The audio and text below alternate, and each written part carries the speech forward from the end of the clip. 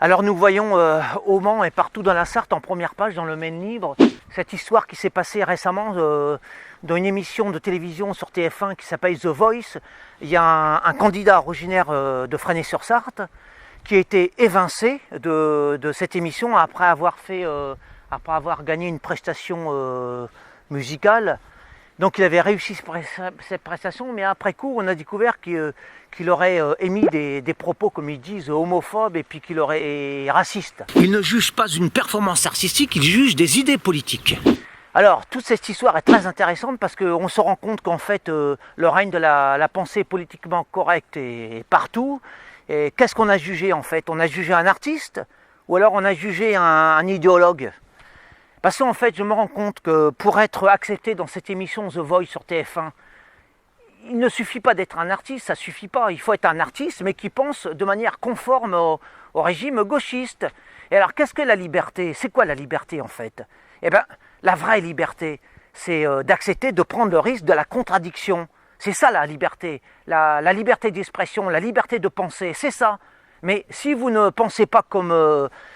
selon les moules, le moule gauchiste, eh ben, vous êtes considéré comme un ennemi du régime actuel en place.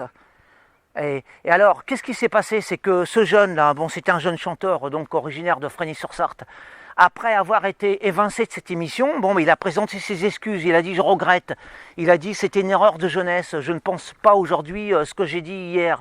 Et ben, malgré ça, malgré ses excuses, eh ben, il n'a pas été repris. Donc qu'est-ce à dire? Eh ben, ça veut dire qu'il aurait dû, il aurait dû rester sur ses positions et il n'aurait pas pu susciter le même prix de toute façon. Il aurait dû avoir le courage de ses positions et dire oui, je suis homophobe, oui, je suis raciste ou patriote, peu importe, parce que c'était le même prix à payer. Et or non, donc il a perdu, non seulement il a perdu sa candidature là, mais en plus il a perdu sa fierté, il a perdu son honneur.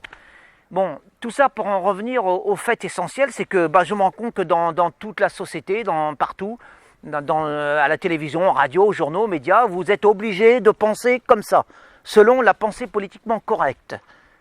C'est ce qu'on appelle la démocratie, voilà. Elle est belle la démocratie, elle est belle la liberté d'expression de la France. Et en plus, il y a intrusion parce que là, c'est une émission artistique. Il y a une intrusion dans le champ politique.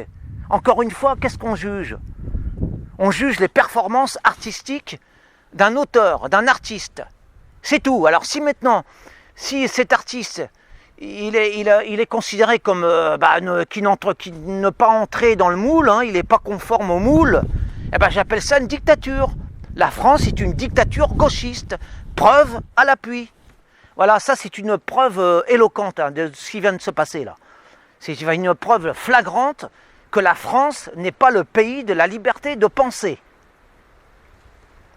Que cela vous serve de leçon. Et tous les porteurs de masques, c'est pareil. Ce sont eux les dictateurs. Ce ne sont pas les gens au pouvoir. Ce ne sont pas les puissants au pouvoir qui dictent les lois. Non, ce sont ceux qui se soumettent à ces lois et qui font la dictature dans la rue. Ça, j'en parle, c'est un aparté, mais j'en parle. Parce que le citoyen français, par exemple, qui me désigne du doigt, qui me désigne dans la rue parce que je ne porte pas de masque, eh ben, il fait le jeu de la dictature. Et le vrai dictateur, eh bien, c'est lui, c'est le citoyen docile, soumis.